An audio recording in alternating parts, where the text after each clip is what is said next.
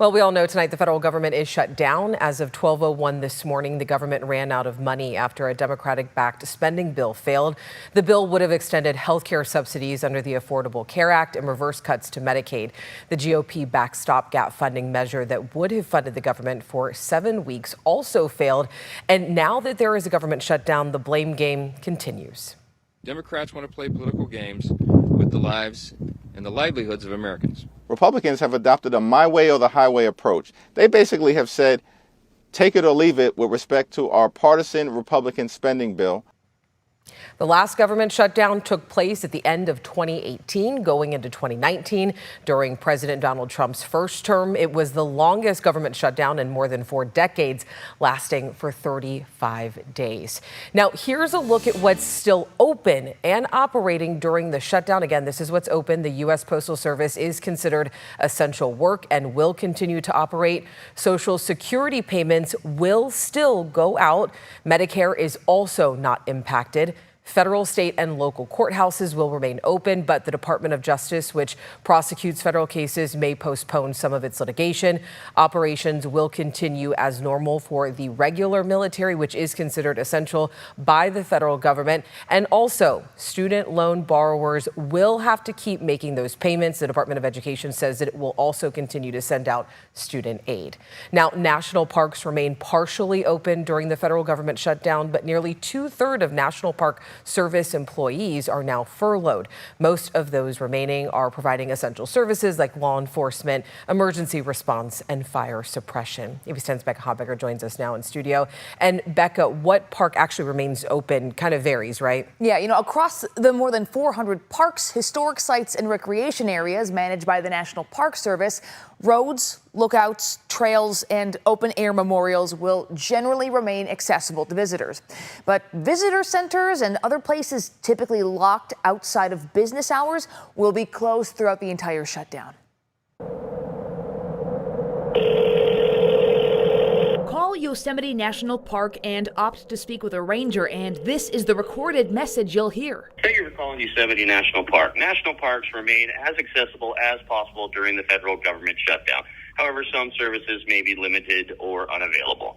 Due to the lapse in appropriations, we are out of office and not authorized to work at this time. I reached out to the National Park Service to ask what specifically in Yosemite is open and closed. A spokesperson replied with a general statement saying, in part, critical functions that protect life, property, and public health will remain in place, including visitor access in many locations, law enforcement, and emergency response. At other National Park Service sites, this photo from the Associated Press shows Muir Woods National Monument closed, saying trash will not be collected and restrooms are not available. Long lines for this parking lot restroom at Rocky Mountain National Park, with the visitor center and its restrooms closed. The Shark Valley section of Florida's Everglades National Park now closed to vehicles. During the last shutdown in his first term, President Donald Trump ordered parks to remain open with limited staff to clean restrooms and remove trash. But with most employees furloughed, garbage piled up and facilities quickly deteriorated. Last week, 42 retired park superintendents signed a letter to Secretary of the Interior Doug Burgum, urging him to fully close national parks in the event of a shutdown to protect them from damage. It's likely to have some very negative consequences to our national parks. Former Joshua Tree National Park Superintendent Mark Butler signed the letter. Not only negative impacts to the resource, but also visitors. There's a lot of public safety issues and concerns that go with leaving parks unattended. Parks don't run themselves. To remain safe and clean and accessible, they need hardworking staff. There's wider concerns about being able to respond to emergencies and seeing, deaths that could be avoided, or issues like wildfires in our parks. While there's not adequate staffing available. Mark Rose with the National Parks Conservation Association says National Park Service staffing was already depleted heading into this shutdown. The National Park Service as a whole had lost over a quarter of its staff since January. And now of the remaining staff, 2/3 are furloughed. So it's definitely a situation where parks like Yosemite were already struggling. I called the Ahwahnee Hotel in Yosemite National Park. They said they're still very much open and unaffected by the shutdown. And the hotel's website says All Yosemite hospitality operations within the park will remain open. Those include the Ahwahnee Yosemite Valley Lodge, Curry Village, and housekeeping camp. Alex. All right, Becca, thank you for that. And the government shutdown is also raising concerns over the impact to CalFresh recipients.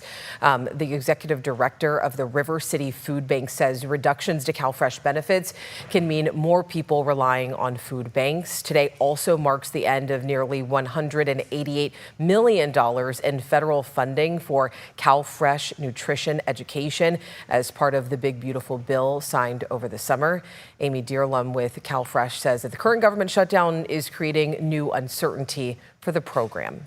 There will be no effect on their CalFresh benefits this month. Beyond that, we really don't know. We're waiting to see how this shutdown, goes out and if it goes into November. CalFresh is also warning people of new federal rules tightening work requirements for recipients set to go into effect on February. And if you're traveling soon, here's what you need to know about the potential impacts to airports and the TSA as most of the agency's funding expired. We reached out to the TSA and they told us approximately 61,000 of the agency's 64,000 employees will continue operations. Remaining employees will be temporarily furloughed.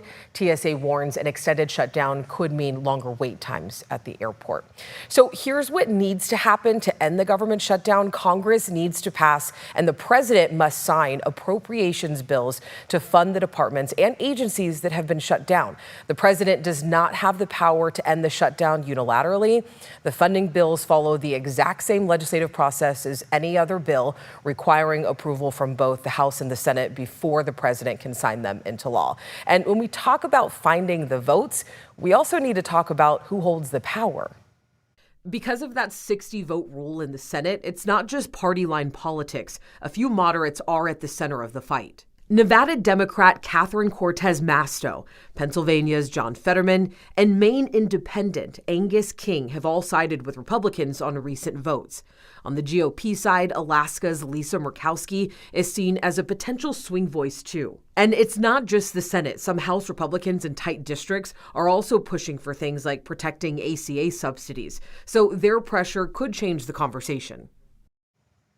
Bottom line, in a Senate that's divided, even one or two senators breaking ranks could be enough to decide how long this shutdown lasts.